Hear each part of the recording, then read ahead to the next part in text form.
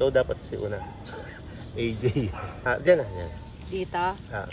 Hi, I'm Apple. And I'm Jonathan. And we are the AJ Travel Adventure. Natural lang. Sige. Kami ang AJ Travel Vlog Adventure. Walang masasabi. Sige. Ikaw na. Hi, I'm Apple. And I'm Jonathan. Ikaw sasabi. I'm Apple. Ulit. Hi, I'm Apple. And I'm Jonathan. And we are the AJ Travelers Adventure. Travelers Adventure. Ang ulit. Diyos ko, intro pa lang. May huli na kayo? Tapos na daw sila. Tapos na kayo? Malalim doon? Lubog tao?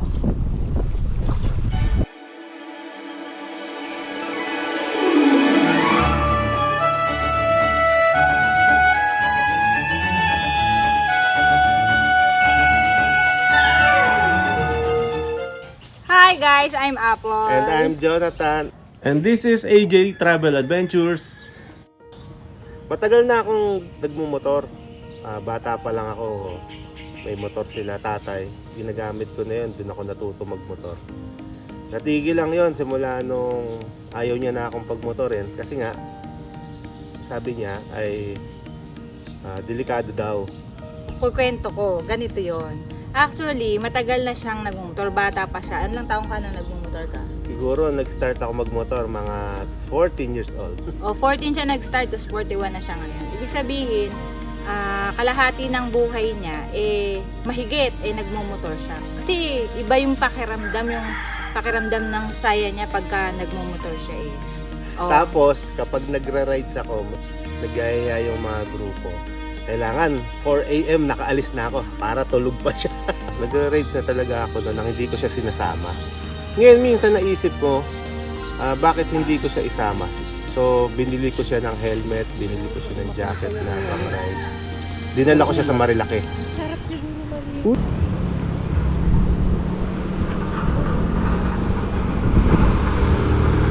Tatayo ako dito, picturean.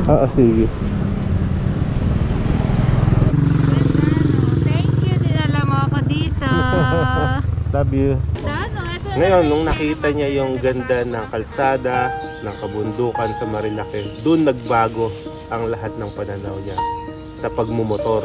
Nakita niya yung magandang kabundukan na punong-puno pa ng puno, halaman, green na green. Tapos, yun nga, in-invite niya ako na sama ka. Nagulat na lang ako, may dumating isang araw, meron na akong helmet, binila niya ako ng helmet.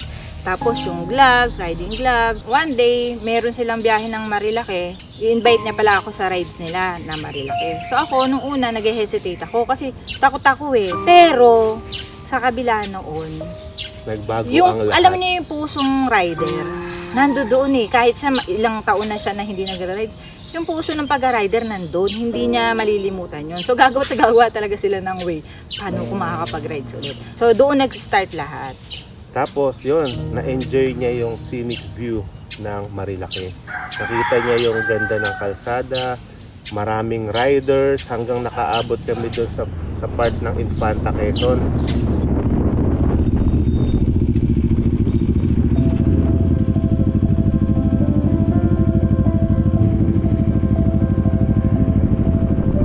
Kuya, picturean ko kayo. Kayo muna. Picturean ko kayo.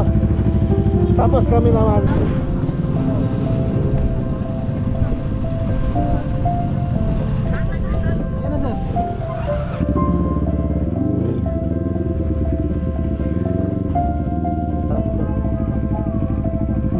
Tapos yun nga, nung nakarating kami sa Infanta, Yan ganda dito. nakakita kami ng isang malawak na ilog. So hindi pa siya nararating ng mga turista. Pinilit naming makita kung saan yung pababa ng ilog. Nagtanong-tanong kami hanggang sa matagpuan namin yung daan papunta dun sa ilog na yun. Saan po yung babaan ng ilog? Papuntang ilog? Papuntang ilog po. Yung po ba yung may nakatang bakala? Oo. Dakad-dakad ako doon. Tapos. Sa gawi-gawi lang doon. Doon po lang sa kapit. Salamat ha. Nakikita po rin yung kalsada. Kaya lang ito. Floor natin.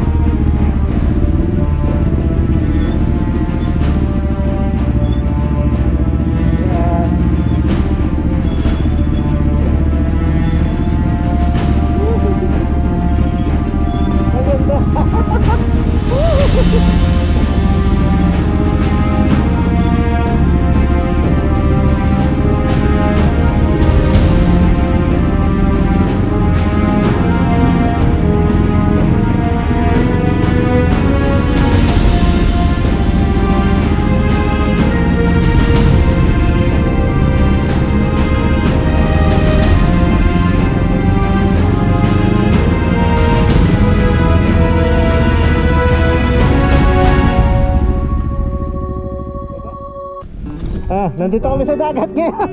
Ay, sa dagat ilog. Woo! Linaw ng tubig. Ang linaw, oh. Oh, ang linaw. Woo!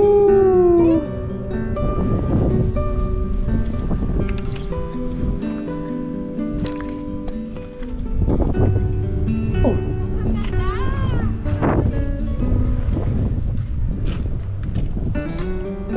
Ang linaw. Hindi ko na matitiis.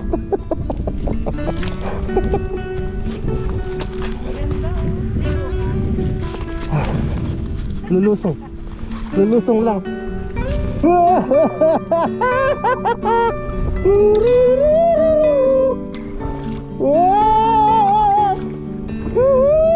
Ang lamig.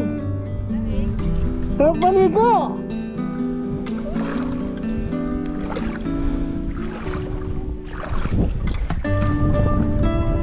Ang ganda rito. Sobra, oh. Ang linaw. Ang linaw, sobra, oh. Oh. Tapos bundok na doon, ayan. Ayun, may nangingisda doon. Ay, ang lamig! Ang sarap! Diba? Libre. Libre siya. Hindi ko alam kung anong lugar to, eh. Pero Quezon, di ba nga? oo nga, Quezon. Pero di ko alam kung Anong barangay? anong barangay. Pero bayan yata ng Infanta to. Pata pa ba ito? Oo. Sarap naman! Ah. Sarap, lamig. Woo! Nakakatuwa. Sarap maligo.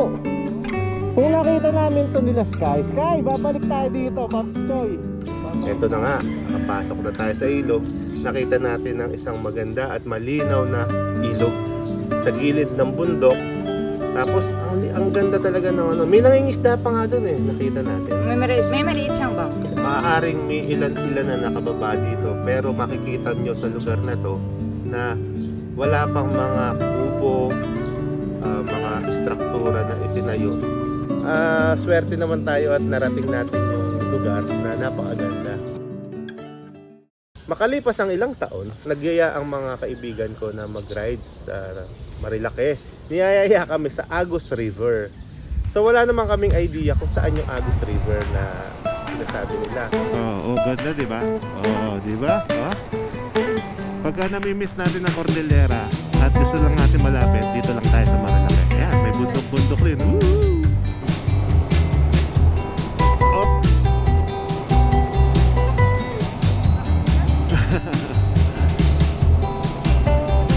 Malawak na kalsada, maraming puno, malamig na hangin.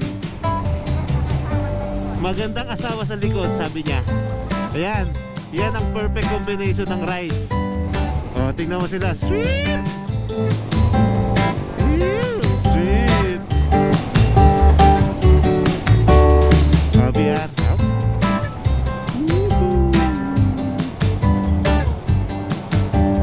Yun, oh, camping-camping, oh.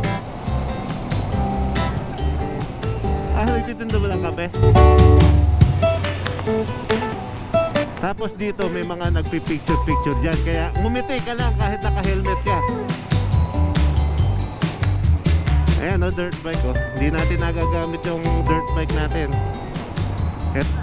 Eto mukhang mag-trail sila. Kasi yung gulong niya mud tire talaga, pang trail. Ayan, oh. Ganda, no? Parang rancho.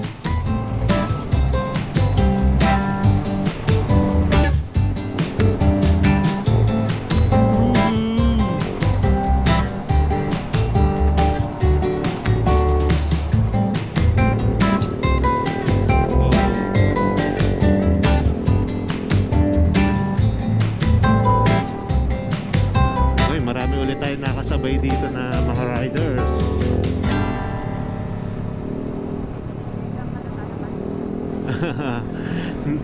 Ayun, kala ko yung nandun. Oo, ganda, oh.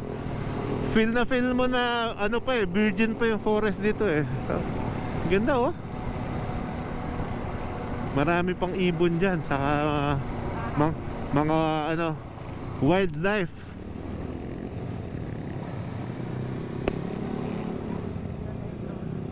Ganda yan. Tapos doon sila kumukuha ng tubig, oh. Ayun, oh, libre.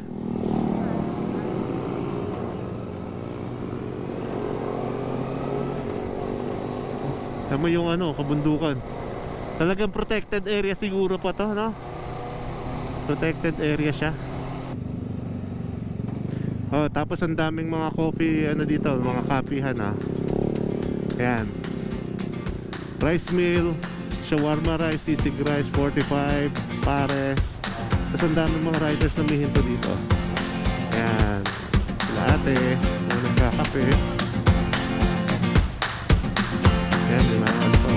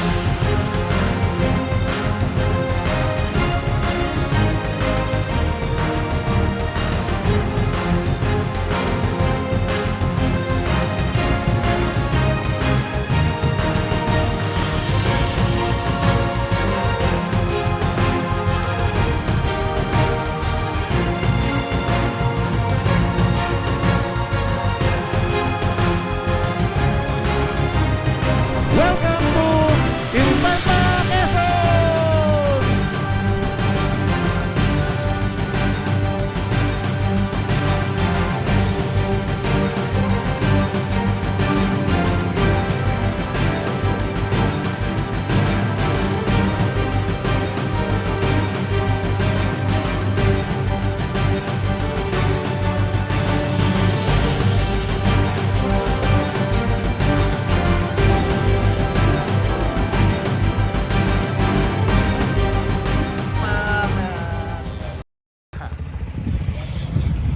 Ingat po kayo. Sige po. Doon tayo pupunta guys, ayun oh. Diyan kami bumaba nung nakaraan yata. Parang dito talaga yon. Apat kaming motor, sinusundan lang namin yung mga kasama namin kung saan pupunta. So, nung masabi nila na malapit na daw kami, nagkaroon na kami Yung dito daanan? ng hint. Diyan natumbay NK ko? Oo. Wala pang mga kubo-kubo dati. Nakapunta ka na pala. Oo. Tara, diretso tayo. So, na-confirm namin nung huminto na sila sa spot na to. Hayahay Agos River. So, ang pangalan pala ng river nito ay Hayahay Agos River. Dito kami nagpunta ni Darling dati. Dati pumunta ka dyan, wala ka man. Walang kubo dito dati. Wala. Ha? Wala pa. Pero ano lang to, wala talaga as in.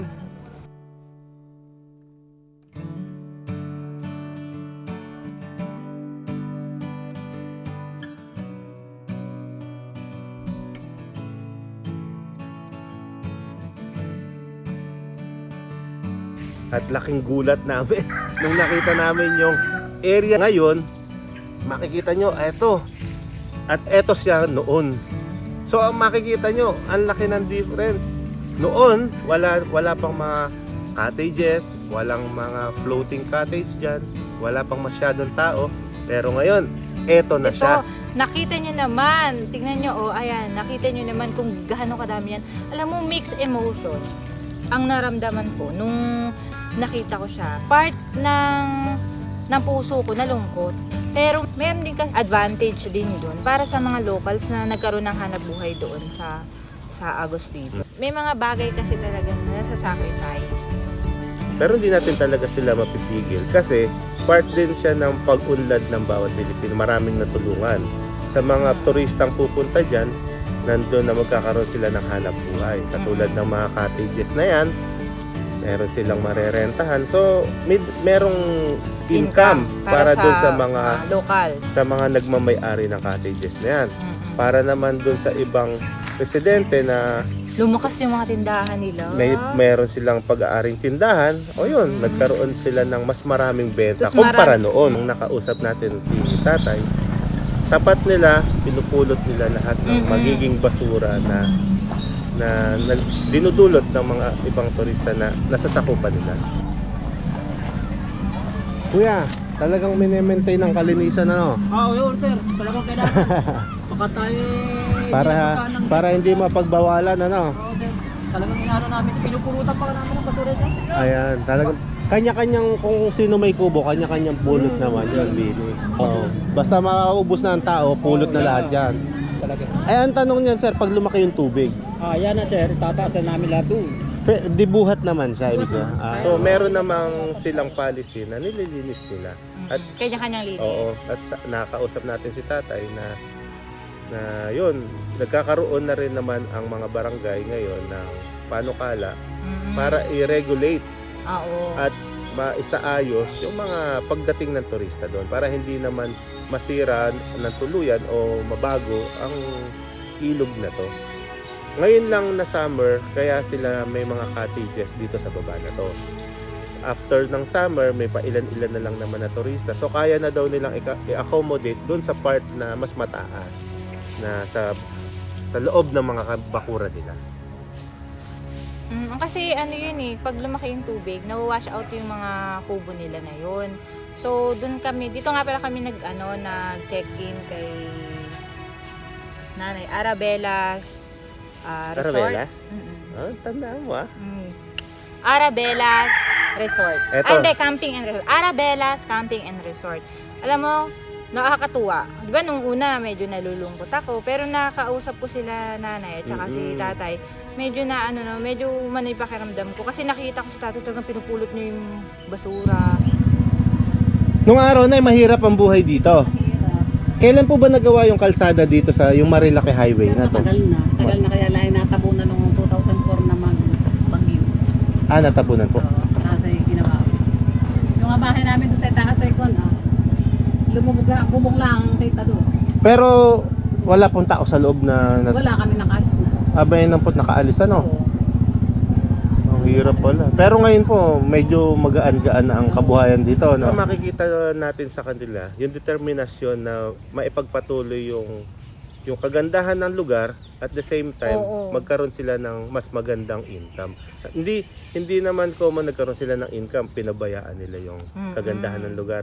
Makikita mo sa mga puso pa rin nila na mas pinangungunahan nila na Mapangalagaan yung lugar. Kasi nakita mo talagang nandoon nakaano yung mga basura, 'di ba? Nakasako isa-isa yan yung mga pagkaalis ng guest nila, lilinisin na agad yan.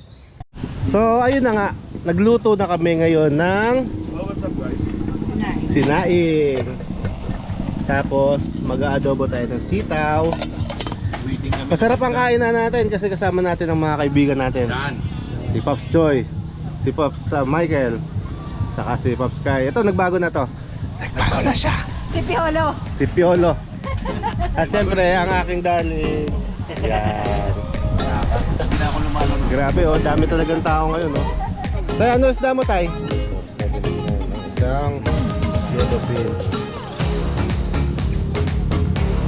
Paihaw po po.